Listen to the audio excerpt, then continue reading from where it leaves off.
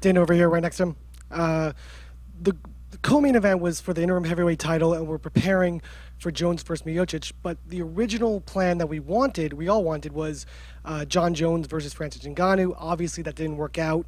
I've seen in boxing that there's a lot of cross promotion in the divisions, whether you see people from Top Rank going to Showtime or anything of that nature. Is there an opportunity for you to cross promote with the PFL for, say, a Jones and Ngannou fight? And is there anything specifically stopping that from happening? Is there any way to stop it from happening? Is there anything that's stopping that specific fight or a specific cross promotion with the PFL from happening? No, I'm not interested in that. We tried to make that fight. They didn't want to do it. And it's done. He doesn't fight here anymore. I'm not interested. So no fights with the PFL just in general? Should I? Possibilities. We got 1, 2, and 3. They can't sell a fucking gate. Oh, talk to me. And Dana, it's a stupid question, but go ahead. Talk to me. Why would I do that? I tried to make the fight here. They didn't want to do it, but I should co-promote with the you know, with like a Bellator or a PFL. Why should I do that? Talk to me. I guess it's just, a partnership with ESPN or anything like that, just in general, with just co-promoting an MMA to make, MMA fans happy, just for everyone to be involved with each other. What? Because of ESPN? As a partnership, yes.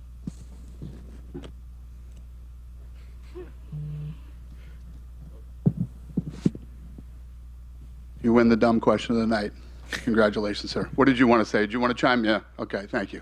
Awesome. And just lastly for me, we were in Saudi Arabia a couple weeks ago. Conor McGregor was there, and he spoke to us for a little bit. He was pretty much begging, saying, just please give me my date. Please give me my date. The Schmo reported tonight that his sources are saying Chandler is happening at UFC 300 in April. Is there anything you can tell us about Conor? What did the Schmo report? He said that it's the Chandler fight is in the works for UFC 300 in April. Got it. Anything you can tell us? Well, if the Schmo said it must be true. Well, that's the only report out there. But have you talked with Conor? He just seemed very keen to get a date as soon as possible. He is definitely chomping at the bit to fight again. There is no date. Okay, thank you. Yep. And Dana, there were some rumors a little bit ago about the Islam Makhachev and Charles Oliveira rematch, which were kind of quickly dismissed by Ali and the management team.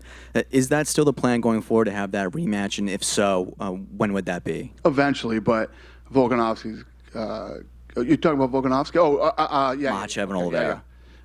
Yeah, no. We don't have anything right now. Maybe in the summer. All right, thank you. Yeah. Dana, that was never a fight, by the way. That was announced. That was never a fight. Tom Aspinall, incredible. No controversy there whatsoever. I guess, man, what did you think about that? I think we all expected both those to go guys quick. stepping up, taking it on short notice, and both big, heavy hitters. That could have gone either way, and Aspinall got it. With Tom, right, it's not just the way, it's not that he's winning, it's the way he's winning and how quick he's winning. Do you think this guy could be the new generation of heavyweight that likes we haven't seen before, and could even go on to be one of the best in that division? Yeah, so obviously what we've seen of him is great, but I hear even better things about him. I mean, I hear in the gym this guy is an absolute beast. He kicks the shit out of everybody. And the people who surround him and know him well really believe in this guy. So obviously what he's shown us so far has been unbelievable. I can't wait to see what's next. We saw Stipe tonight, and obviously we wanted to have Stipe and John. Is that still the fight to make, or do you feel like maybe Tom deserves to fight John or deserves to fight Stipe, or maybe that's a better fight? No. You do those two. Right. Those two both deserve that fight. That's the fight they want. What I love is that John Jones, as soon as he heard that he was injured and he knew how bad it was, went right to LA, got the surgery, and he's already in rehab. So physical therapy, I should say. He's in physical therapy. Yeah. Yes. John Jones is in physical therapy already. All right. We're happy about it. Thanks. Yeah, we're friends. Congratulations. Thank you. Dana down here to your right. Yep. In the 12 years since John Jones claimed the light heavyweight title, you've seen many a prospect who's been touted as the potential man to beat him. Now, I know there's still a lot that has to happen in terms of John and Stipe, but if John does stick around after that, how do you rate Tom Aspinall's chances of beating him in comparison to the other fighters of previous time? Well, let's see how John heals. Let's see how he looks when he comes back from this injury. Obviously, he's going to fight Stipe. Let's see how that goes. And then, you know, John Jones is so good. I mean, you can doubt him. You can this, you can that. You not like him. The guy's never lost a fight. Moved up to heavyweight, made it look really easy. You know, I don't know the answer to that. We got to see how everything sort of plays out. And how big do you think it is now? We've obviously previously had two UK champions in Leon Edwards and Michael Bisping. How big is it having a heavyweight champion? I know it's interim, but still. No, it's huge. I mean, listen, whenever you get a heavyweight champion from anywhere, you know what I mean, outside the country, it's a big deal. And to have a heavyweight champion in the UK who is a bad dude and legit, and everybody around him claims that he's that good, and he's a great guy, great personality, it's a home run. Cheers, thank you. Thank you. And I guess so. Do you anticipate Tom defending the interim title because of like how they'll have to wait for that fight to happen? Do you expect him to fight somebody else? I don't know. We'll see how that plays out. We'll see what happens. You know, took this fight on short notice. Obviously, looked great. He's got plenty of money to chill out for a minute, and we'll see.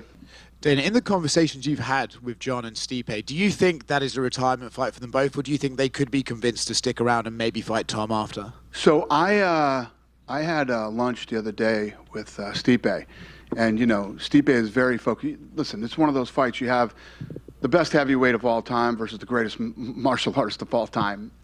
That's the fight they want. It's the fight that makes sense. It's the fight that should happen.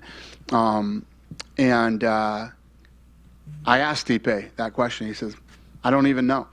All I care about right now is John Jones. It's the only thing I'm focused on. I want this fight really bad. In the front right here. I know you gave him a bonus, but what do you make of Benoit Saint-Denis as a talent? A lot of people online are already labeling him as one of the more violent fighters in the division, and he already wants his shot at the BMF title, and then he's already talking about fighting Islam so early into his career. So what do you make of him as a talent moving forward? Yeah, I mean, obviously tonight was a big night for him.